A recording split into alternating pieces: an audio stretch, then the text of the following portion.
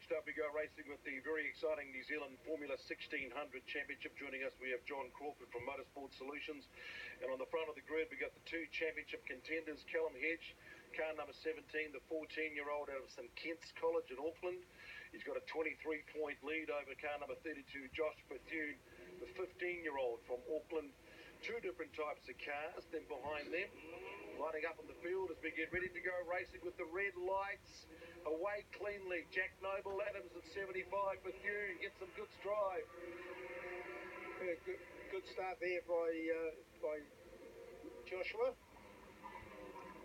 And then ducking down the inside, Kurt Pedersen. And another car, which is a totally different car as well, so plenty of variety. So at the moment, out of the championship, a 23-point lead between these two young teenage kids from Auckland. Number 17, Callum Hedge.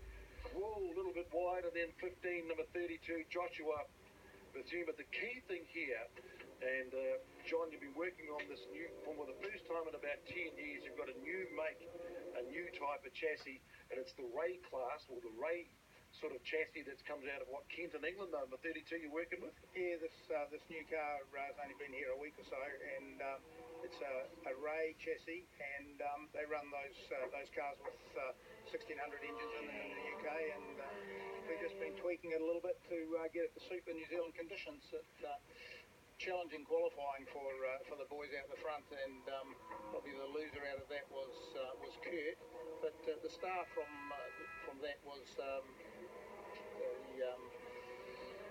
Jack Noble Adams. I mean, he's really come to his fore in the slightly damp conditions, and the race is showing that with him starting on the second row, he's doing a great job. So we've got quite a few classes out there with different makes and models, different years, like number 47, which is Matt Birch-Hart. He's from Nelson. He's in the 98 Van Diemen. And then ducking down the inside, 43, that's what, Dave Silverton? Yes, it is. And Matt's just trying to have a go at the inside there, but didn't manage to pull that off. And then behind them, you've got number 22, which will be, no, that's 22, is that there? That's Robert Toshak from Christchurch, so he's in Class 2. So you've got Class 3 cars, Class 2 cars, further back down the field. And Noel Latley, look at that, what a peddler, 55. Yeah, 1990 Swift that is, and just good to see these guys out having a good time with their older cars. And they had some really close, exciting racing at Bruce McLaren Motorsport Park in Taupo last weekend with some of these older cars, like the things of 1980. Dave Silverton and that number 43 car goes back 1980, a PRS. Yeah, that's an American car that's come in from the USA, and they're a very successful car in their day, actually. Yeah, just tell us a little bit more about this beautiful development of the Ray car. It's from Kent, and then why is it significant after about 10 years, like Miguel came in and it changed the racing setup? The Ray was what, cheaper?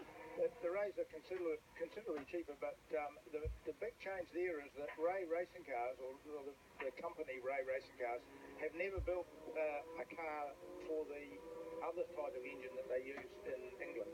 So they've stayed with the Kent engine formula, and that's really what we've done. Is we've just decided to run with that car in particular, and just see how it is to have a new car. And I mean, we haven't quite got it on the pace yet, but Taupo was a real struggle for us. And but I mean, certainly here in the wet conditions, we were very, very close to Callum, and it was only really a case of who got the last lap in. And a bit of it like Richard, his dad, was saying that, you know, once it arrived, it was 3 weeks late, but then you got it here, get it on the track. You may lose the championship, but second is good. And then so long as you're building for the future and learn about the car, how you can make it go quick, and then it's all about developing for the future. Well, I think what you've got to look at, and Richard's quite good at looking at what's good for the class as well as for Josh. And I mean, these cars are £20,000 to buy, and at that sort of money, that makes them a quarter of the price of a Miguel, or certainly 2/3 of the price of a Miguel anyway. And we need affordability in the class, and this I think is a good way forward. So a good move here, and then you can see how he's actually going really well in regards to getting that on the track, getting it up to speed. Good to see a guy like Kirk Pedersen come back into the Class 2 as well. Yeah, well, Kurt's really been involved in Formula Ford for the last sort of 15 years, but not been racing. And we put that car away, I think, just 12 years ago. And he's certainly come to his fore now. He's 30 now, and he was a young guy like Josh or Callum. He came up to me in Taupo and said, "Oh, you might remember me from 10 years ago." And he said, "I couldn't work out why his favourite track was when he was based at Albany." And I suddenly went, "Oh, of course, John Crawford at Motorsport Solutions." So, and he's loving. He's got the backing of the water that him and his dad are selling, Vital Sing. Yep. And I mean, this is testament to what this class is about. We put that car away 10 years ago and put a cover over it, and we dragged it out and did a couple of days testing with Kurt, and here he is running third in the championship at the moment. And here are the other historic Class 3 ones, and number 14 is the young grandson of number 55 with Noel Atley out of Invercargill. And that's an old car too. It's an 84 Crosslane. Yeah, that car's been with Noel for quite some time, and he's won the Class 3 championship with it, I think, a couple of times. What's the difference in the actual, like, is the same motor? Is it the setup, the gears, what's like the age? And because you've got cars going back to 1980 compared to cars from 2008. Well, I think the key there is that the engine's the same, the tyres are the same, the wheels are the same, brakes are the same. So the bodywork and the chassis and the supply of the way it puts the power on the ground, that's the only difference. Yeah. So 5 laps to go in the New Zealand Formula 1600 Championship. It's still Callum Hedgehound in front, Joshua Bethune second, Kirk Pedersen third, Jack Noble-Adams, number 75, is in fourth. Grant Campbell, 46, he's back into racing this weekend in the top 5. Then Robert Toshak, Joseph Oliver, Dave Simpleton, Matt Burchard, Noel Atley, Andy Downs. Yeah, if you look at the times are pretty indicative of not so much qualifying because it was wet, but the times yesterday in practice. And when they're in the 13s, they'll probably go a little quicker than that. And it'll just be interesting to see if Kurt and Josh can tow themselves up to Callum. Callum's doing a great job, obviously, out the front, but the standout here really is Jack Noble-Adams. And I think for someone that this is first season at this level, it's great to see. Jack Noble-Adams out of Loburn. It's like Southland, isn't it? Yeah, no, it's Christchurch actually at the back of Rangiora, but it's very much a father and son deal. There's no massive backing behind the two guys, and they just get on with it themselves, so great. That's got some pedigree in it. Richard Lester type sort of car, is it? Then engined by Wade Henshaw, so there's... That car actually, I sold to them was a car we built. It's a stealth type car, but it was built out of the 92 car, or actually a 91 Van Diemen rather than a 94 car. And so slightly different rear suspension, bell housing, but essentially the same in the front. And it's always been proved to be a good car. So that's number 75, the black and car of Jack Noble-Adams. Grant Campbell in, number 46. Back into racing. Yep.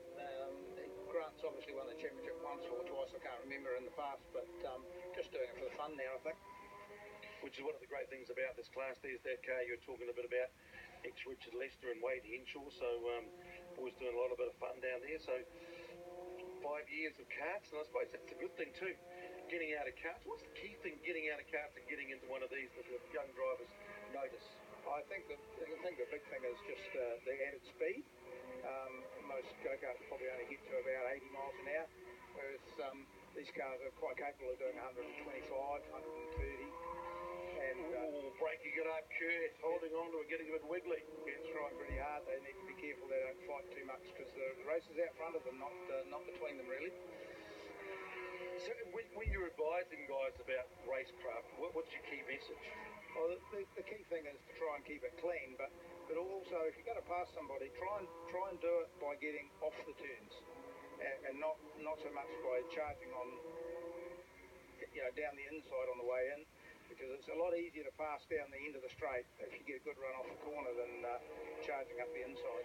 So that's what you mean by charging off the turners as you're coming off the corner. Because sometimes if you try and make that move while you're going tuck down the inside, that's where you can make the mistake and sideswipe them. Yeah, and you can come out of the corner slow, and then what you gain, you lose straight away. But if you can get to move, get a bit of a slipstream past the guy on the way down the straight, then you'll end up just going faster and faster. So we were just talking a bit about that with Stu Owens. He's also like with downforce, with part of the driver training for teaching people how to drive smarter and faster around the track. Yep. And he was saying it's also not just about where you make the pass, it's where you avoid not trying to make the pass so you don't force the mistake or cause a crash. Is that part of it as well? Yeah, absolutely. And the karting fraternity these days are pretty hot on the driver standards. So the calibre of the drivers that we've got coming through is actually pretty high. And I've seen a marked decline in the amount of accidents, racing accidents over the last 10 to 15 years. So here's like Kurt Pedersen really hunting, looking for a way to get around Joshua Bethune. He's still holding the racing line and forcing him to go around and obviously try and make that move off the corner. Yeah, they're doing the equal times at the moment, and they're just not making any headway on Callum at all at the moment. So in Kurt's case here, he's just got to be patient, even though there's only, 2 laps to go, try and get a slipstream in the draft now. Yeah, that's what he's obviously trying to do at the moment, but he's trying to get past his teammates, so that's will be in his mind. He doesn't want to compromise that, I'm sure. Not that he's not trying hard, but if he can make a clean pass, he will. So here we go. Let's see what happens now as they go down the straight. Last lap into Toyota. Callum Hedge has gone through. Joshua Bethune in 32. He's got the inside line. Always takes just slightly wide going out of 1 into 2. Then he can dominate the crossover through to the splash. Tucks down into 3. Lets it flow into 4. Don't want to go wide onto the grass. Callum Hedge has got a good handy gap. He's hit that margin round about. He's got 7 seconds on us at the moment. It was about 12, I think, the last time at Taupo, so you have slightly closed the gap, but a great drive once again from Callum Hedge, number 17, as Kurt Pedersen now has a look, trying to have it go down at Higgins. Can he get the drive? Well, he might have to. Now it's a straight, there's that high line, which is such a great thing about that corner. You can be under pressure, but then use the camber to drive yourself out. And once again, now he's coming under pressure. That's the last lap now. Yeah. Checker flag. Callum Hedge gets the win. Great performance. Extends his lead in the big deciding round for the New Zealand Formula 1600 champion. And Joshua Bethune's going to hold on for second. Great drive by Kurt Pedersen in third. Good racing by both teammates. No mistakes. And they'll come home and live to talk about it and regroup it tomorrow. Yeah, fight for another day. Yeah, absolutely. And a great race. And we're a little short on numbers at the moment with thing there weren't as many South Islanders come up as before in the earlier rounds down south. But certainly the calibre at the front is great. And Matthew Birchart from Nelson will come home and round out the top 7 spot just in front of Joshua Oliver. Well, John Crawford, thanks very much, mate. I know you got a busy man with the team from Motorsport Solutions, so we'll let you go back and debrief the young drivers. I look forward to more great racing with the New Zealand Formula 1600 Championship coming up tomorrow morning. Stick around. We have the Next End Tyres Mazda Pro 7, a huge field of 30 cars. The B&T V8 still to come. The Traits